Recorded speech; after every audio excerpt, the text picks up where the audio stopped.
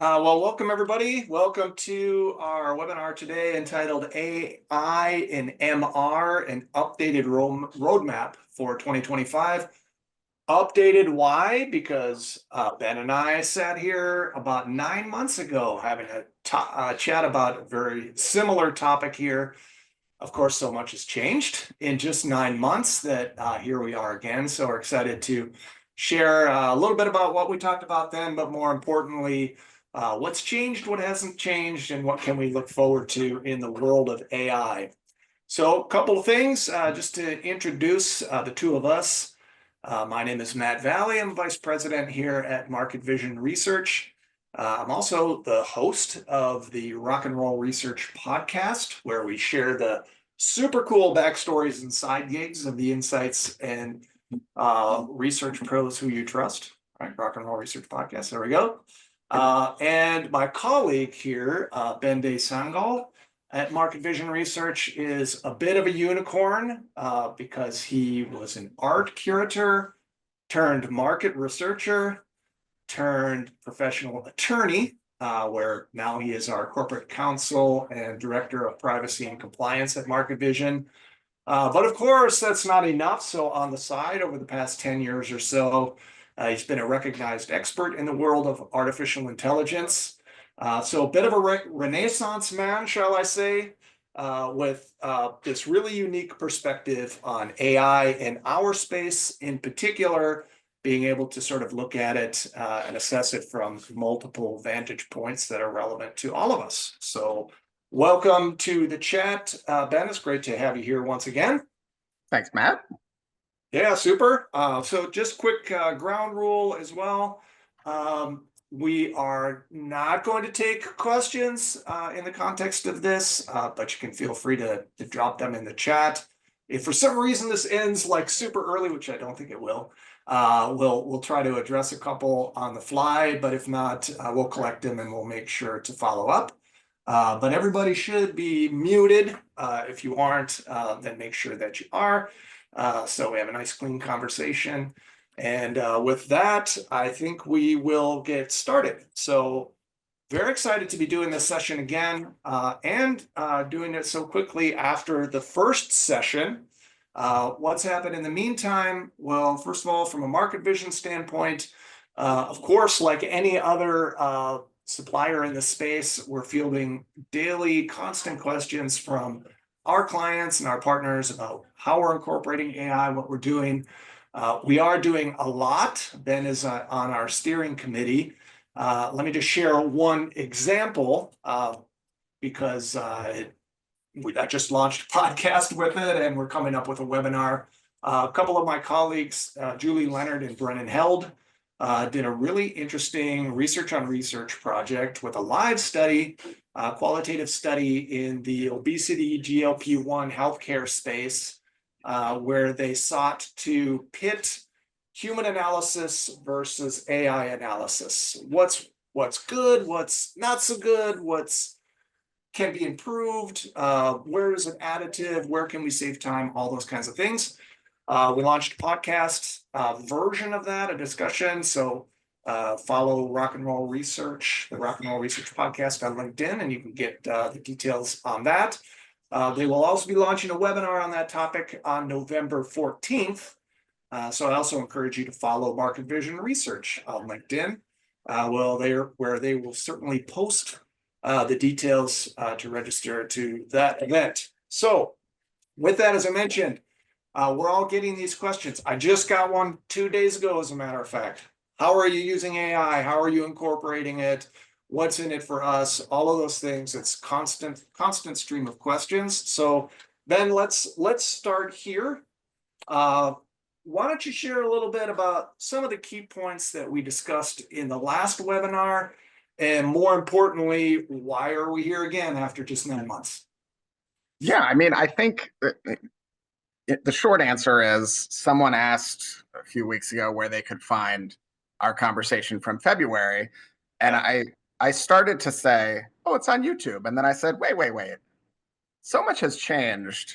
It's not really accurate anymore. Like we're living in a whole new world, even though it's only 9 months later. So here we are again. And for better or for worse. Hopefully for better, because it speaks to the pace of innovation. It speaks to the pace of sort of cool advancements. I think we'll probably be here again in 6 or 9 months, or maybe 12 months, probably sooner than 12 months. Sure. But as the world of AI has changed, what our clients are asking us has also changed, right? A Yep. year ago, 9 months ago, it was more in the, are you doing anything here? Yeah. Are you experimenting with anything? Is anything you're experimenting with working that, we might want to do ourselves? And now it seems to have shifted more towards, we're committing to do, I mean, this is going to be a theme today. We're committing to doing this. So now what? Right? How do we use this in a technical sense, right? How do we teach people how to use this? How do we identify the right use cases? How do we sort of speed up the process of letting the chips fall where the chips are going to fall? Sure. And it's been an interesting transformation, because I wouldn't have expected it to go so quickly, right? But there's so much in the background, and we're going to touch on some of these points throughout, so I'm not going to get them all now, but you have a lot of companies spending a lot of money on this. Big companies, the Googles, the Microsofts, the Metas of the world, where Yep. I think the quarterly spend is something like $52 billion on just like the infrastructure to make this possible, to have huge data centers and server farms, and Right. huge batteries of GPUs. And I mean, they're reviving 3 Mile Island to Right. Bring back power. the nuclear.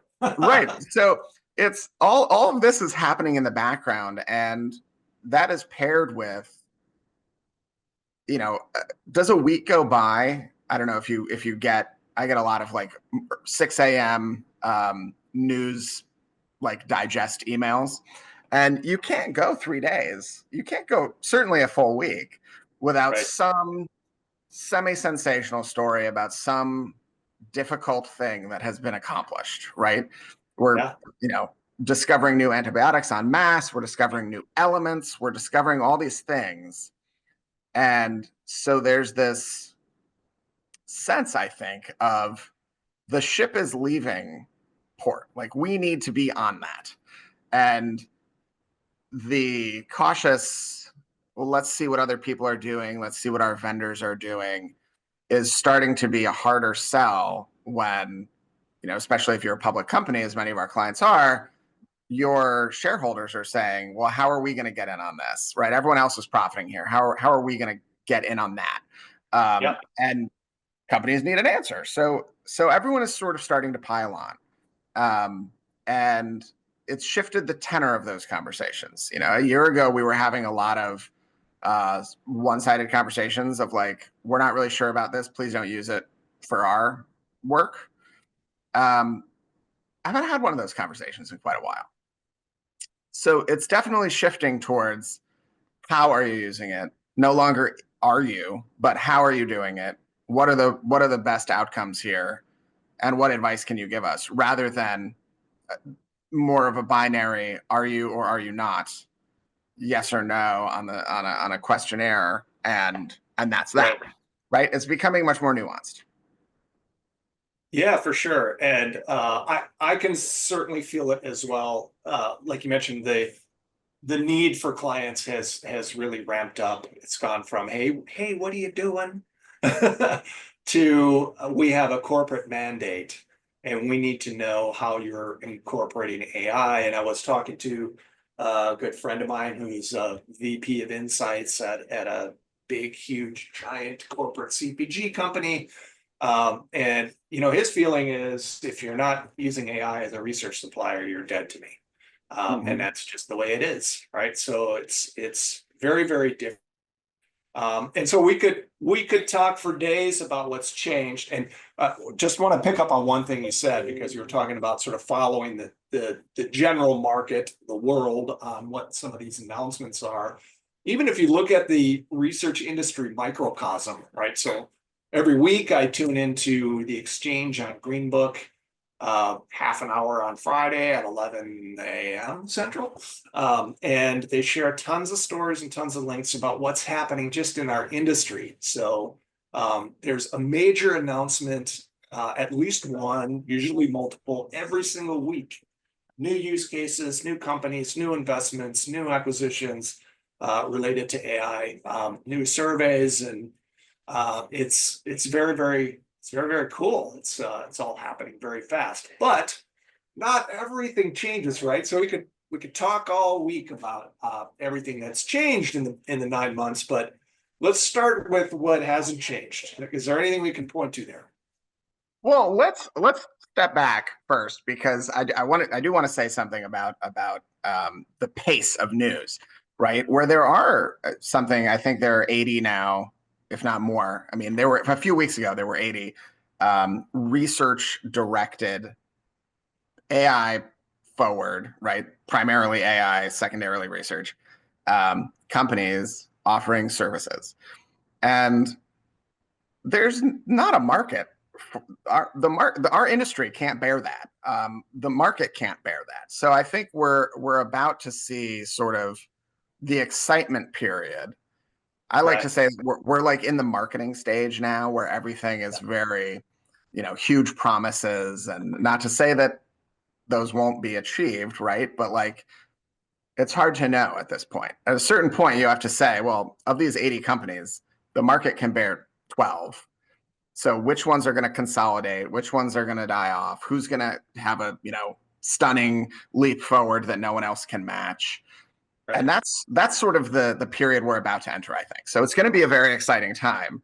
And when we talked in February, we spent quite a bit of time talking about the enthusiasm, the concern, like what's going to happen to research and our industry, both in terms of what we do all day and in terms of how many researchers you need. And I remain not overly concerned, right? I'm not a catastrophizer here. I think that this will balance out in a way Hmm. that's not detrimental to the industry.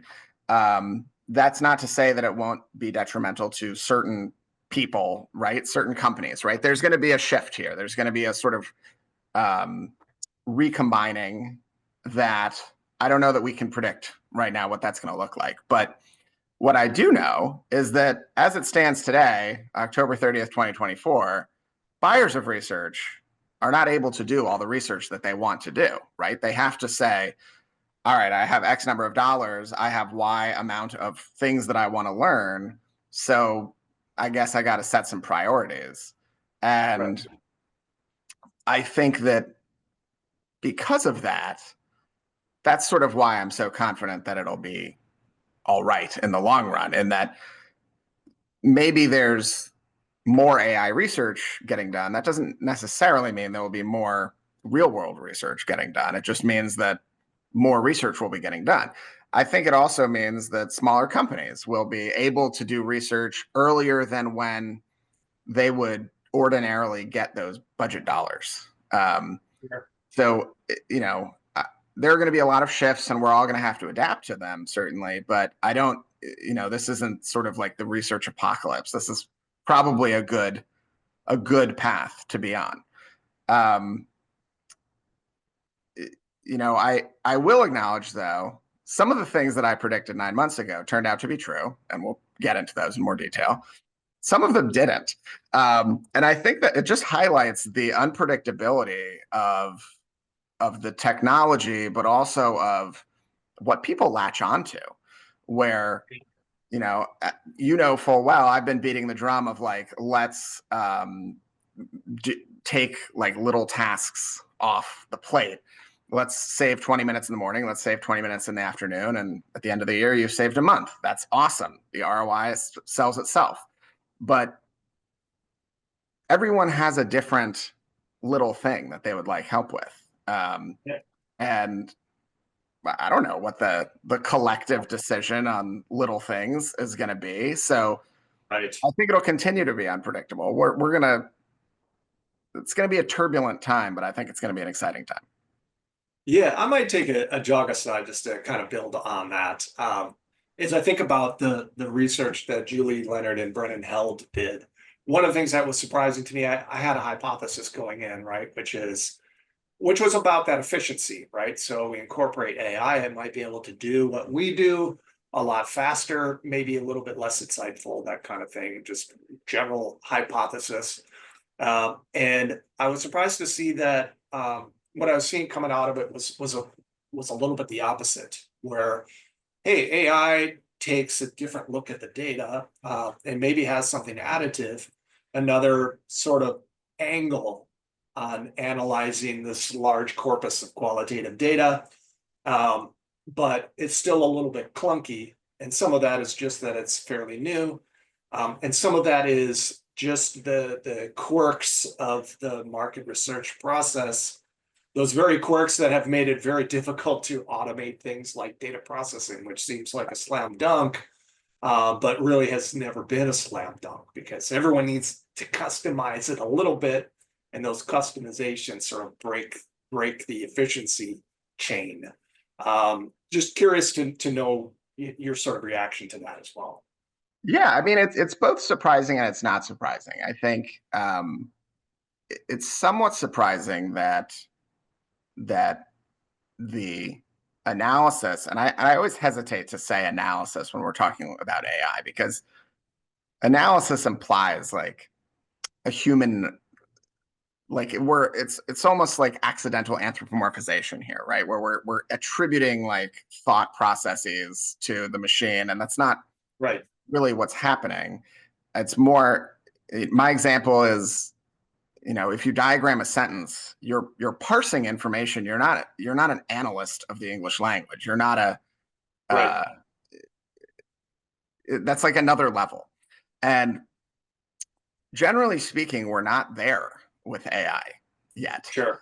Um, and so I think that the incredible achievement that's sort of belied by that statement is that when you layer all of these instructions on top of each other, you can really approximate what a researcher wants. If you're using a tool that's made for a researcher and you've talked to researchers and you know how that process works, you can create a framework where you're more likely to get what you want. I mean, I think a big problem right now is that because because the chat GPTs and Claudes and so forth feel are conversational, that Sure. people think, well, I can just converse with it and I'll get what I want in the same way that a conversation with a human would eventually get what I want, Right. because that's what we're used to. But the context window when you and I have a conversation is narrowed by a bunch of things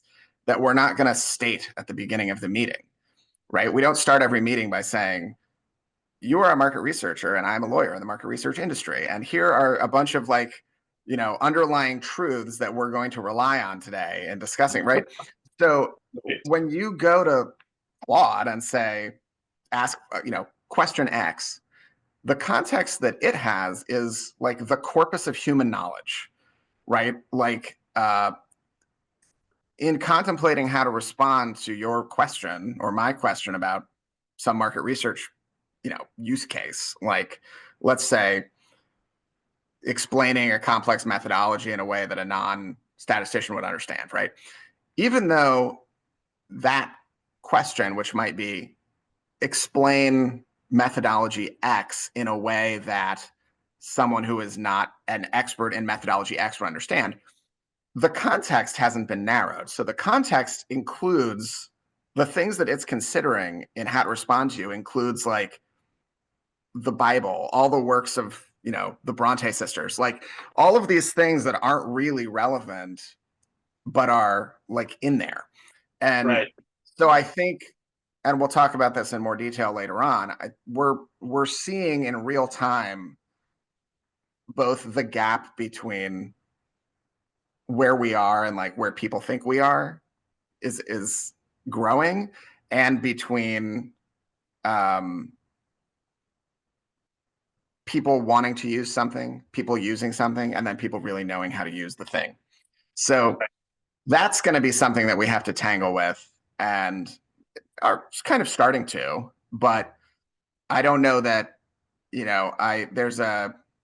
I recently saw a Gallup study, and like well over half of enterprises that are implementing AI tools aren't providing any training.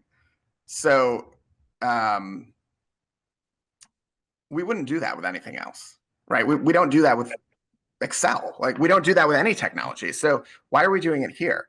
And I think it's that there's no infrastructure for that. But I think that time component of, well, this gave me something useful, but it took me as long or longer than it would have if I'd just done it myself. I think that'll shrink Mhm. as people become more aware of like the idiosyncrasies of how to use these tools and the like technical nature of them that is kind of glossed over by the tendency to anthropomorphize these technologies. Sure, sure. Okay, so let's get back to that initial question. So the question around what hasn't changed, and this is a big, broad question, right? This can be, applications, it could be technology, it can be, regulatory, it can even be attitudes. So what's a constant? Well, I think the short answer is very little hasn't changed. Yeah. Last time, back in February, we spent a fair amount of time talking about security concerns, about privacy concerns, legal issues, and bias. And of those, privacy and security concerns have, I don't want to say been solved, right? But in retrospect, obviously, overcoming those obstacles is a prerequisite for getting enterprise business. So those have sort of fallen out of the conversation.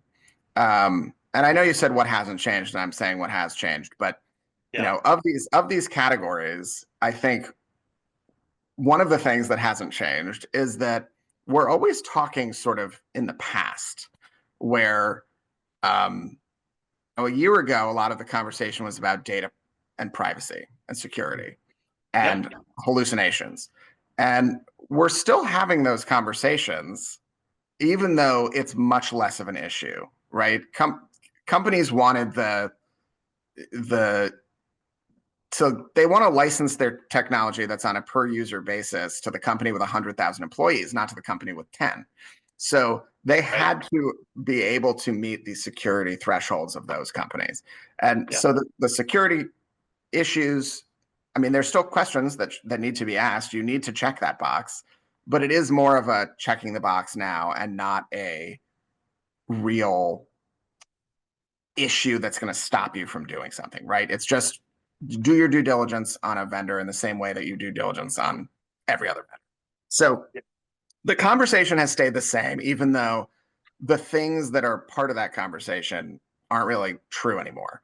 The exception is, even though over the last 9 months, AI capability has advanced dramatically, the use cases haven't really changed. So there are a few exceptions that I'll reference in greater detail a little bit later, but by and large, if you are contemplating like I am a researcher, I want to integrate this in some way, the things that would be on the list to experiment with has stayed the same.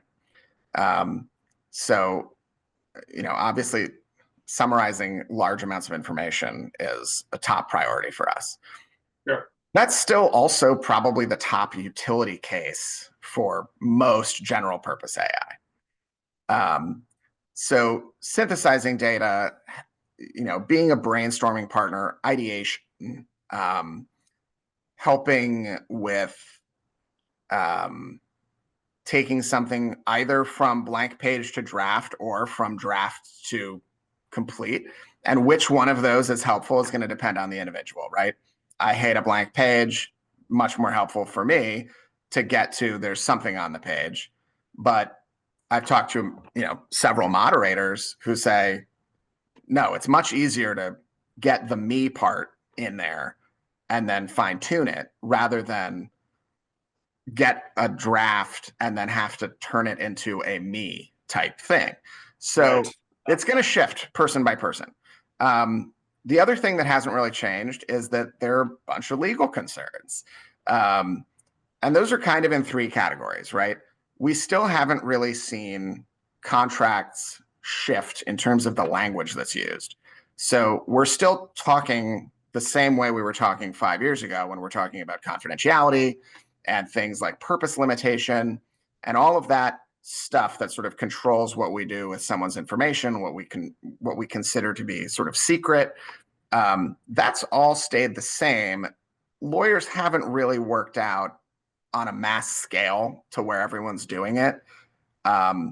What sort of special rules should be added in to account for AI? Sure. The other thing is IP issues are becoming more prominent. I think I briefly touched 9 months ago on the idea that if a human doesn't make it, you can't copyright it, you can't patent it, so you can't protect it, even if technically you own it. Mm-hmm. Someone can steal it, and it is what it is. You can't defend your right. But we're also now seeing a lot of lawsuits about training data and what was scraped from the internet, what things that were, are we going to draw a line between things made available to the public and public information? Because if not, when the New York Times is mad at OpenAI about using their stories, unless we're going to draw a line there, I'm not sure how that's going to go for them, right? So we're going to need to make some new rules. It's still unclear what those rules are. And outside of the EU, regulation that we all need to know about on a in-depth level is still mostly over the horizon, right? Not that long ago, Gavin Newsom in California vetoed a pretty expansive AI bill. It would have been fairly limiting. The industry was against it. But there were a lot of people for it. And Sure. I don't know yet whether that will turn out to have been a good or a bad thing. Probably a good thing. But, sort of in the same vein, but less about saying no and more about saying yes. Less than a month ago, Biden directed the federal government to implement and use advanced AI systems wherever possible. And so that's not just a signal of support, but like once you start down that path, you can't really stop and like hop back on the original track, right? We are now committed to a direction. And I know I'm saying we're committed to a direction like a week before the presidential election, but to a certain extent, once those gears get going, it's going to be very hard to walk back. And to add on top of it, when we were talking about this 9 months ago, we weren't talking about like the geopolitics of AI. We were talking about the rules imposed by governments in terms of regulation.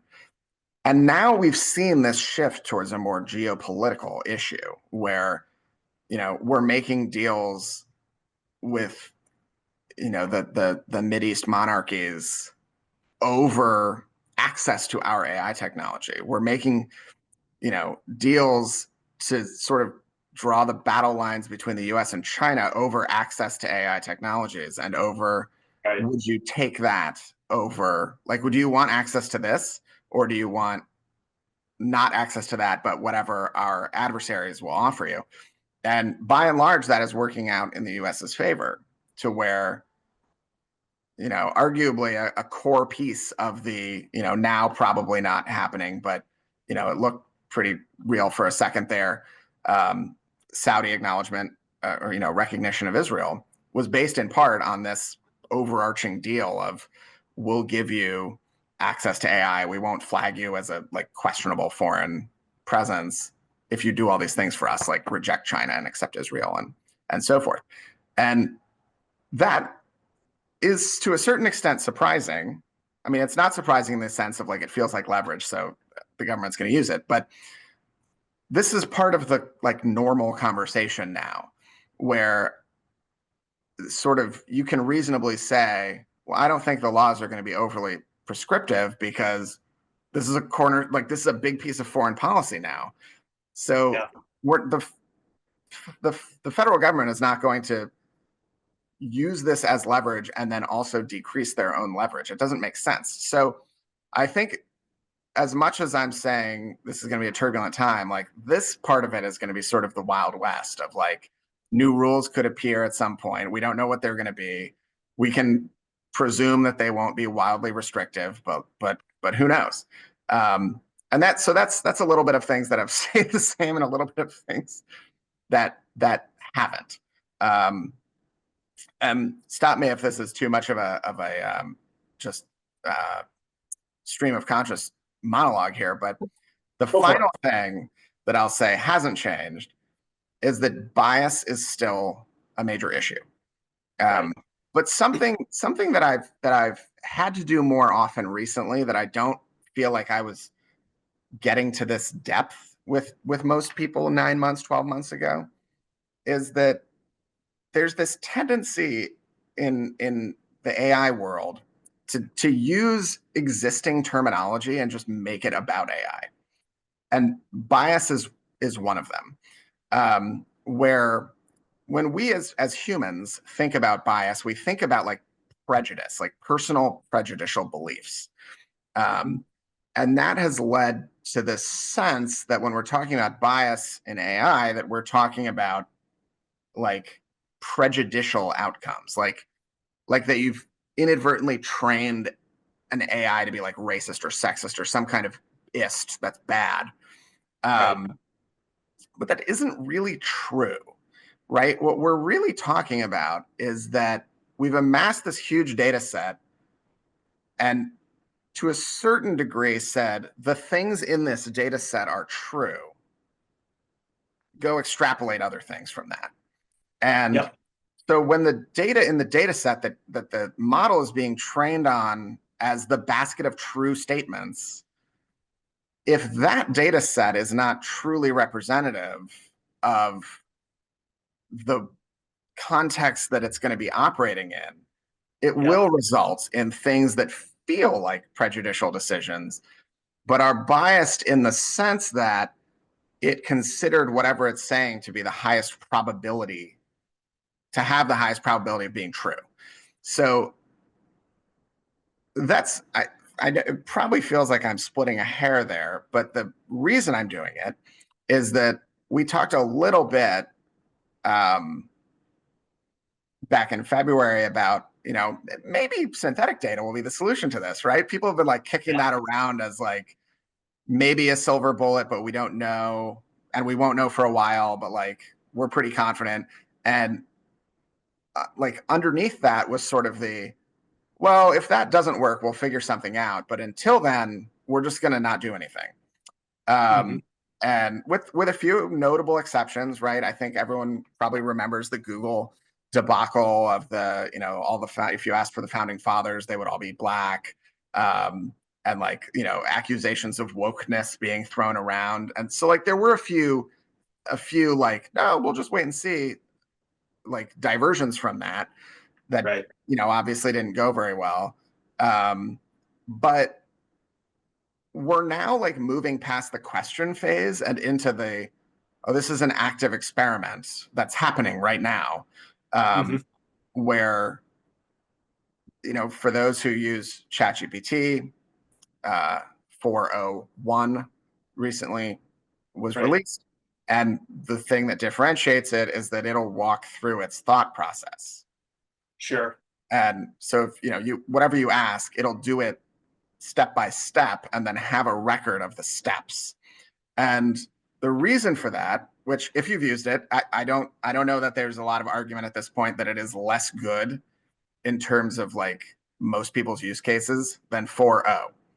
But what 401, which up until recently was called Strawberry, the sort of proposed purpose of it was that it could be used to generate more data where a model learning from it can see not just that the question was X and the correct answer was Y, but how did it arrive at Y as the correct answer? Right. And so part of that is just a matter of like the frontier models have pretty much consumed all information, like all of human knowledge at this point, Yep. and we're not producing it at a speed that we can then like Yeah. keep You run pace. out. So right, Right. so they have to generate their own data Waiting. to be able to move this forward.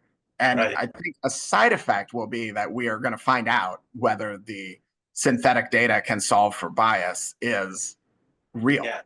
Um, I'm hopeful that it will be. It seems like it might be, but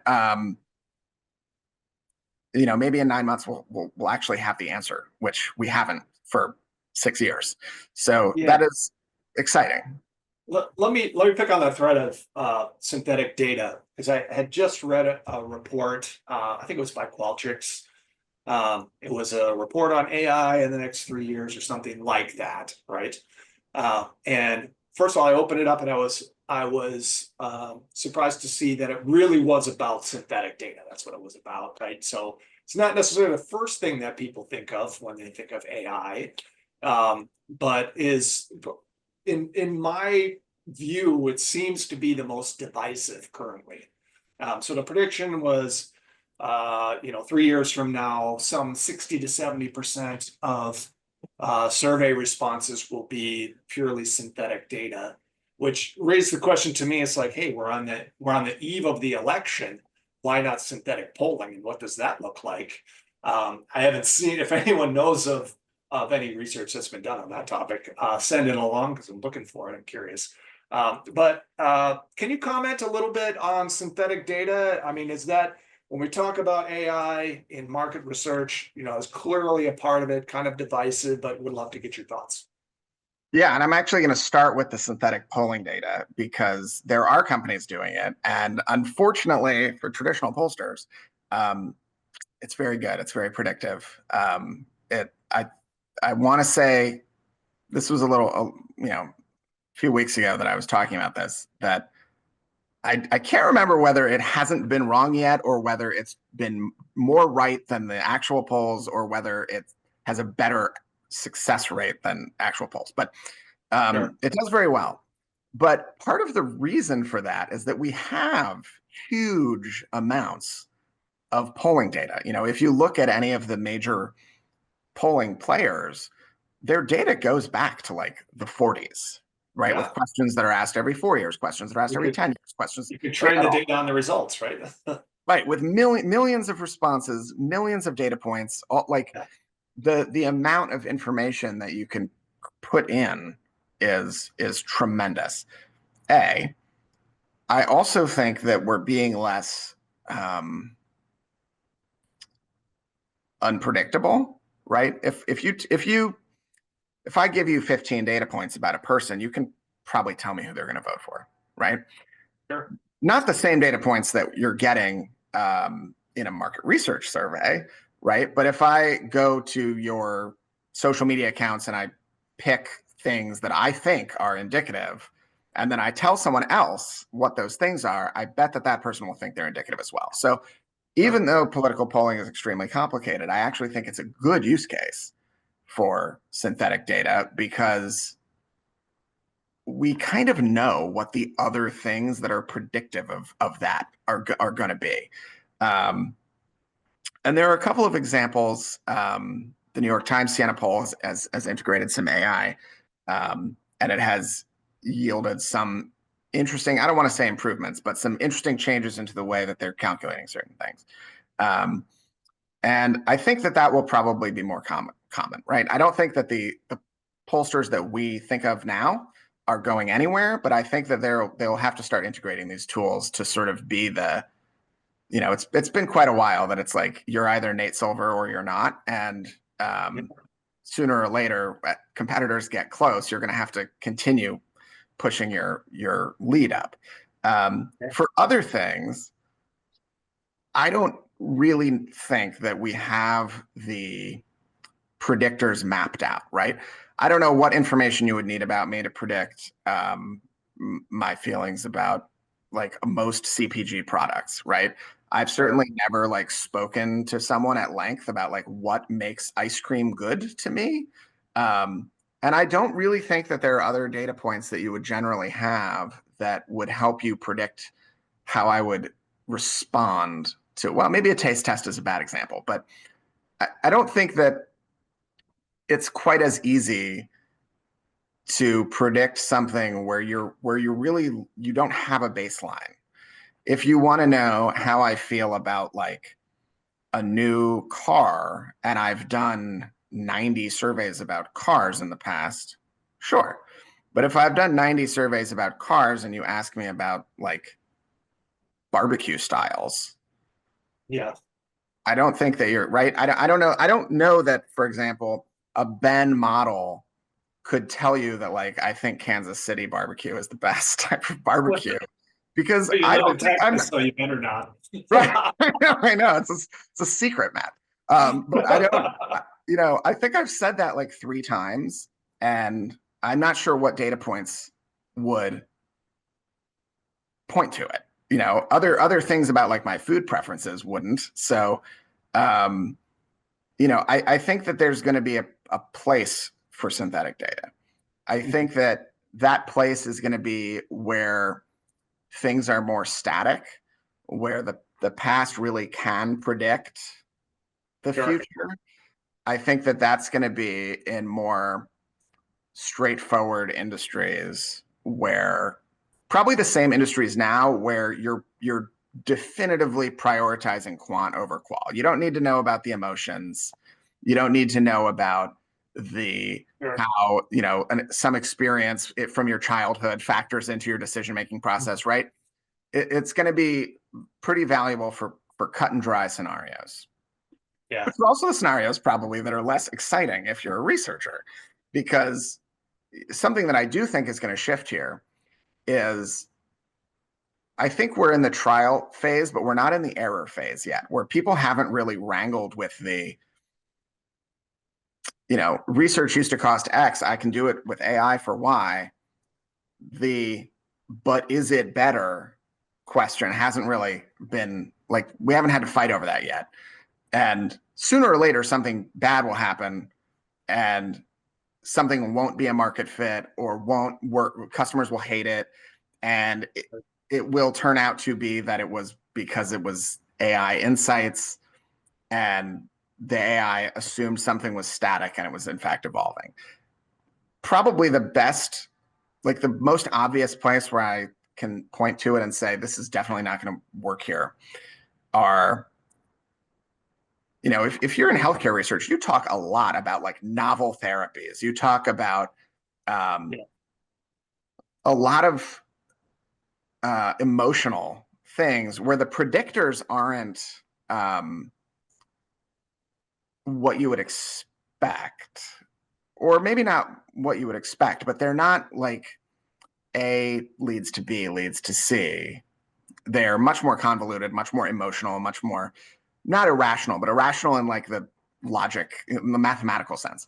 Um, Got it. that I don't think it's going to work very well there. But if you're asking me to predict like car sales next year, can probably do that with synthetic data. So I think we're going to see this shift, and I do think that that's ultimately not a bad thing for researchers because researchers will spend more time on more complicated questions, on digging deep on like the why, the how, the deeper and more emotional stuff, Sure. and less time on the do people prefer A or B more, right?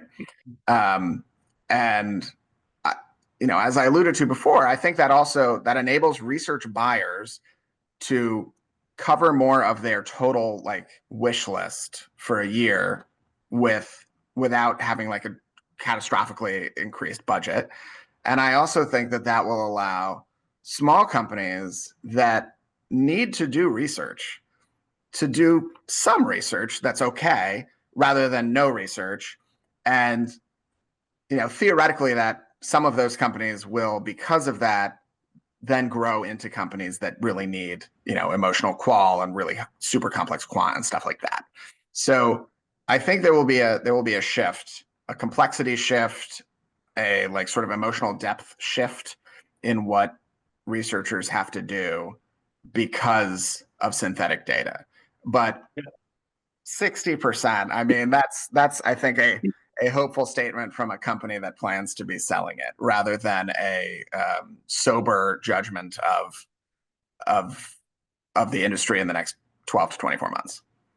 Fair. Fair. Okay, so prediction time, as you were talking about AI and what's likely to happen, and you had mentioned early on that you would expect it to produce more research.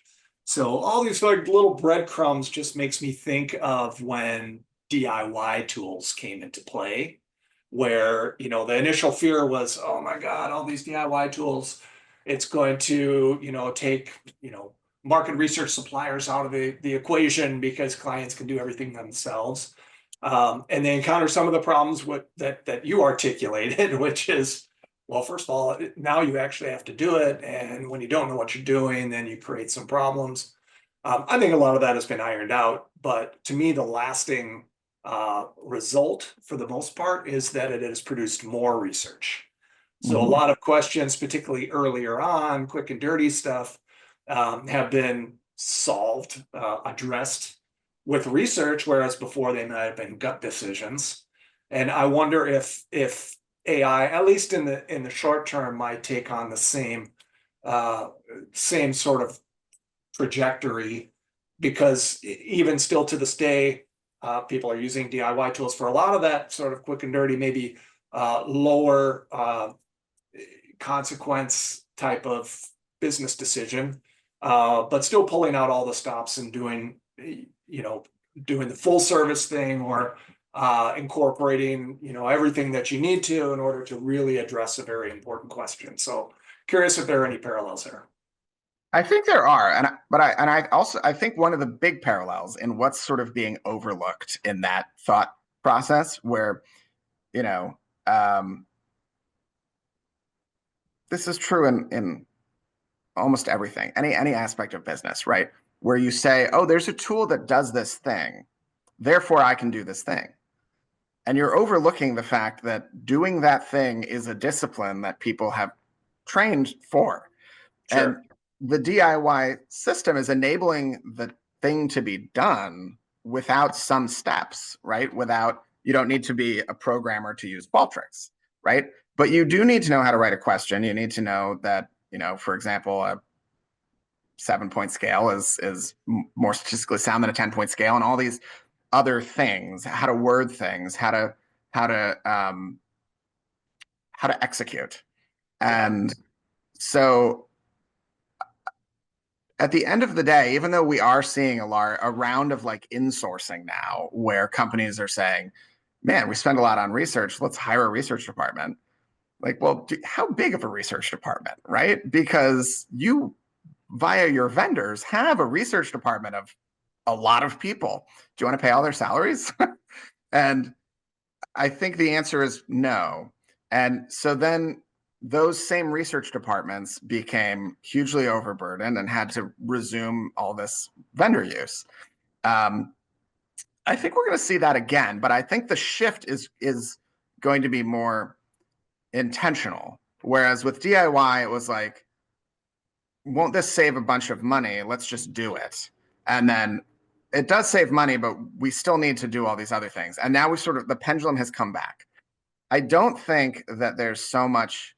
I don't think that the enthusiasm in AI has translated to confidence to the extent that people are gonna just dive in.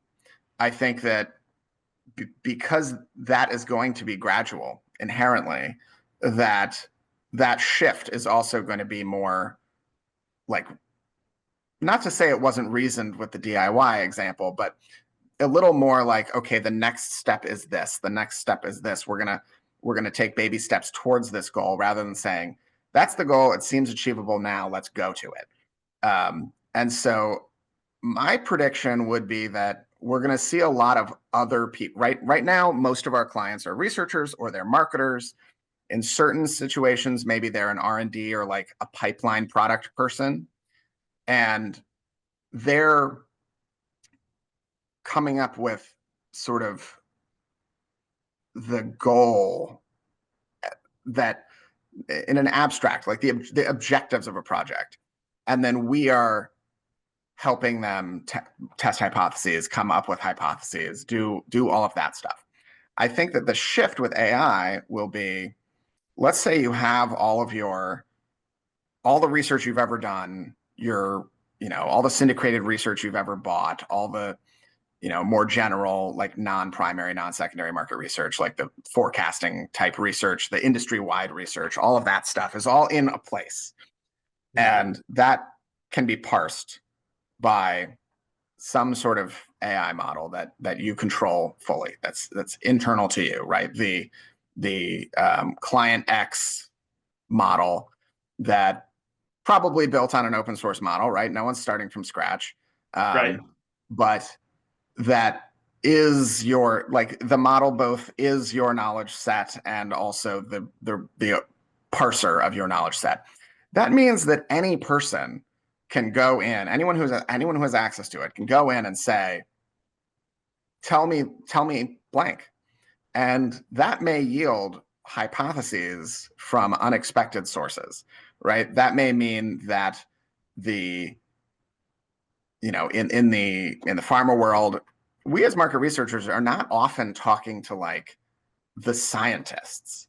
But if this comes to pass, those scientists can like come up with their own research hypotheses that the marketing and research folks then want to test.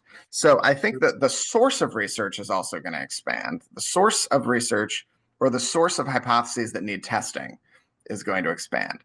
But then it's still going to come. You still need to talk to real people at a certain point. You still need to do the traditional stuff.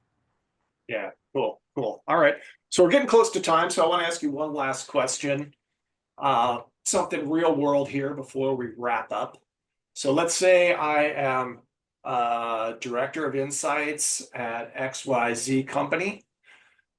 What should I be looking forward to in the short term and maybe a little bit longer term with respect to AI?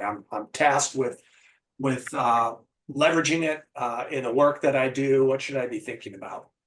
There are so many answers here. I think the easiest one is that when we talked about this 9 months ago, the barrier to entry wasn't nothing, right? It was, you need to evaluate tools, you need to pay someone money, you need to, do something that takes time and dollars, right? And that isn't true anymore, right? With open source user interfaces, with open source models from Meta, the Llama family, that is 3.1 and 3.2, you can run on your personal computer a model that is pretty close to the quality of the frontier models. So like the Claude, the OpenAI, the Gemini. If you're a company, you can run Llama 3.1, the 405 billion parameter version, on like enterprise level equipment relatively cheaply. And that sort of takes away the barrier to, if you're a company that is gung-ho about this, there are a lot of things that you don't need to find a vendor who can make, who sells that and then buy it from them. If you have like internal IT infrastructure and people, you can start making your own tools for not the big bold use cases, but for things that will save a bit of time here and there for, Sure. The cost of a slightly higher electricity bill. That's thing number one. I think the biggest thing to me is redefining success. I think the criteria will change. Right now, we have a lot of people who really want to see some sort of big transformational shifts, right? They want for their AI dollar, they want something huge to change dramatically. And I think that as more and more people recognize that the barrier is gone, that you can dip your toes in without incurring huge, subscription fees, that maybe the little things are the place to start. Maybe that is the priority for defining what success with AI implementation or at least experimentation looks like. Sure. And I think that will become more likely as, 9 months ago, I wouldn't necessarily have predicted, and it might not even have occurred to me to make a prediction on the speed of AI being implemented into hardware. But as it stands today, I mean, if you have a product from Apple, Microsoft, Google, Samsung, the Yeah. biggest makers of devices on the planet,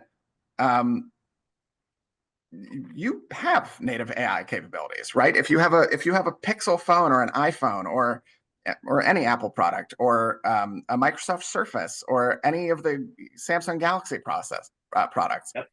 you have native AI built in. So as that becomes not like the cool new, like, oh, buy this thing in the fall, which I don't know that any of that actually has a cost, but like start using this new thing that's just been released in the fall to the public, as that sort of like patina wears off, and it's just like, oh yeah, every email that I've written, with my iPhone since fall of 2024 has been zhuzhed up with AI or has been, made easier with AI, or where, I just put some bullet points and it turned it into a nice professional email. Things like describing a photo that you are looking for and having that then turn up, like show, where's that photo of like Matt wearing a yellow sweater, and like it shows me that photo, right? That as those kind of things stop being like, wow, that's exciting and cool, and just start being mundane and like, oh yeah, I do that all the time. Like what of it? Why do you want to talk about that? As we shift towards that, I think that like the little boring efficiencies that are driven by that sort of a thing will help deflate the like marketing enthusiasm of like, this is going to change everything about your whole industry is going to be completely revamped. Like, Yeah. probably not. I mean, like, can't I just spend less time writing emails? I mean, as we sort of come down from like the lofty marketing speak world into the, oh, I got out of the office a little earlier today, and that's awesome world. Like, I think that a lot of things sort of follow with that. Um, I do think that um, the the education on use of AI is also hopefully not going to be a problem, because hopefully we start doing something about it. And there are two pieces to this. Piece one Okay. Hurry up, is, because we're at time. Hurry up. We're at time. I'll be quick in this part, and I have one more thing to say. For those who have to jump off, this will be on YouTube, so you can pick up the last few minutes there, if that's all right with you, Matt. Yep, go for it. Thing one, I think if it's 2014 and you're an expert in SQL, and then you just stop and you come back in 2024, right? You time travel to 2024. You're still an expert in SQL. And there will be things you don't know, but you still know a lot. You can still like operationalize that knowledge. You can still be an effective engineer or programmer.